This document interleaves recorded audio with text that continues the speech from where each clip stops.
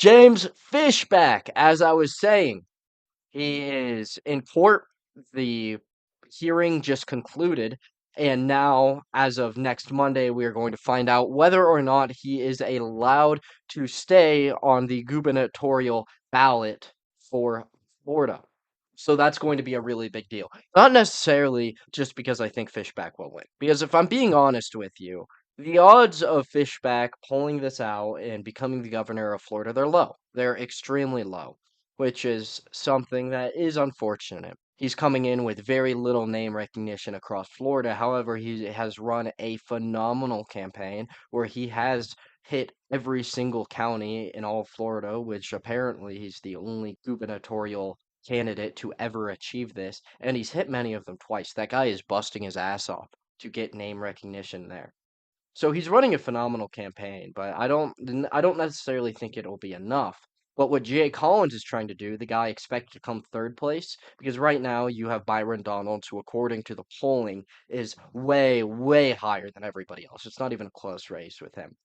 But the second place spot is very tight between now Fishback and Collins, and it should have been a layup for Collins, but just because Fishback has run such a phenomenal campaign, he has done an excellent job at securing his chances at that second place mark. And why is that important? Why is that second place mark important? Well, because it is something that will give name recognition and essentially make his name a brand which can be sold in future political endeavors. That second place spot, it's something that can be used to for future campaigns, get donor support. They see that, hey, this guy does have legitimate support in Florida. He is a legitimate second option for them. So we have more reason to back him in future political endeavors. It also shows that what he's preaching does have some power and have some influence. So maybe if Fishback doesn't win, but let's say he takes 20, 30% of the vote, it will show the Republican Party, hey, there is a growing sentiment that this is what people want. People want truly America First candidates. People want a candidate who's not going to bend over for Israel at every chance he gets. People want a guy who legitimately preaches America First values, somebody who is, dare I say it, somewhat Groiper affiliated. So it will show political influence if you can even secure a solid portion. But that's exactly what Jay Collins doesn't want. I don't think that this is an attempt to remove Fishback from the ballot because they're scared he's going to beat Byron Donalds, because I don't think that's a very serious fear of theirs. Although I'd love to see it happen, obviously, I don't think that's a very likely circumstance, and they all see this too. They're not stupid. They understand this. What they want to do is completely take away any potential Fishback influence in the future of the Florida Republicans. That's something that they want to decimate, so they're going after him legally. And I have to say, this case, it's a toss up. It's a complete toss up on what happens. I'd love to sit here and tell you this is what the hearing, this is exactly what the judge will rule on Monday. I wish I could be the guy to tell you. But if I'm going to be honest with you, I don't entirely know. Odds are slightly in Fishback's favor currently. He's sitting at what some people are saying is like a 60% chance of getting through this, with a 40% chance of the judge ruling against him. And there's a few reasons for this. One, Fishback has legitimately had his primary residency in Florida over the last, I believe it's 7 years is the requirement. There's no doubt about it. The guy clearly grew up in Florida and has always held residency there. So that's his overall argument. It's, well, my residency has always been in Florida. But the reason that there's some debate for this, the reason that this is a legitimate and open discussion, is Fishback also did reside in DC for a period of time during those 7 years. And on documents, he did list DC as his primary residency, which could potentially give legal reasons to say, hey, this is against Florida's constitution. He can't run. So that is incredibly unfortunate. And he also voted in DC, and that's an incredibly bad look. So hopefully that doesn't fuck him over, because that would be unfortunate. That would be a terrible way to end this. He does all of this work. It's looking good.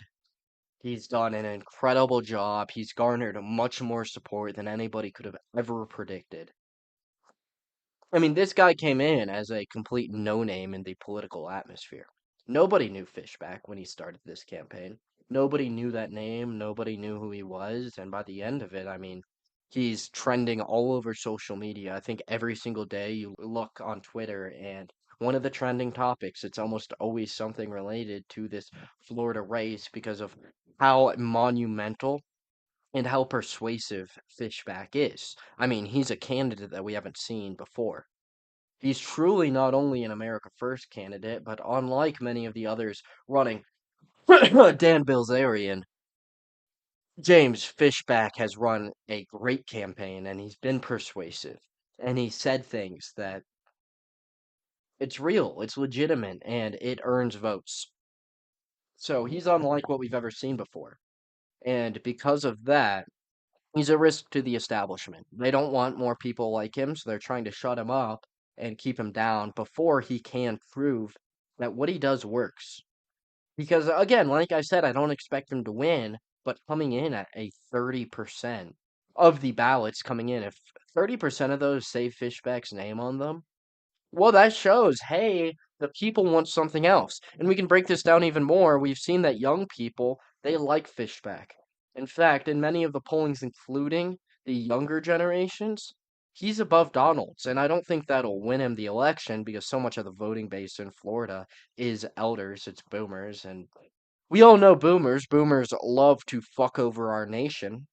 That seems to be their favorite pastime. What is the worst decision we can possibly make for Florida? And that's what the boomers will do. Every single time.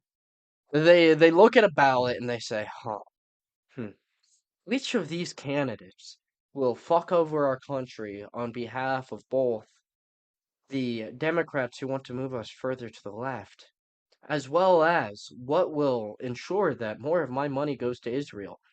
And every single time they check off whatever candidate is getting sucked off by IDF agents.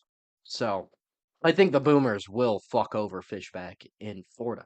But still, that 30%, it's electric. It says, hey, the future voters, they want Fishback. They don't want Byron Donalds. And that changes the entire political atmosphere. So it is a very big deal if he can take home a significant part of the election base. And that's why they're trying to shut him up. And we'll see how this goes. I'll report on it on Monday, no matter which way the results are. All of us, we need to be hoping and praying that this judge will rule that Fishback deserves to stay on the ballot. Because if we break it down, I mean, sure, he lived in D.C. for a little bit, but he's clearly a lifetime Floridian. He grew up in Florida.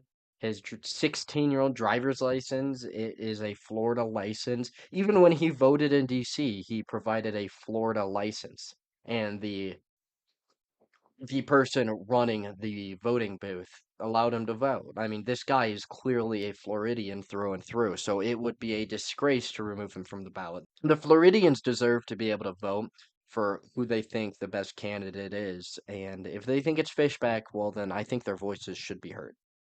So, hopefully he stays on. That will be an ongoing story that here on the MK Ultra Show we will keep track of. So, if you don't want to miss that show a week from now, if you want to know what happens, subscribe, please.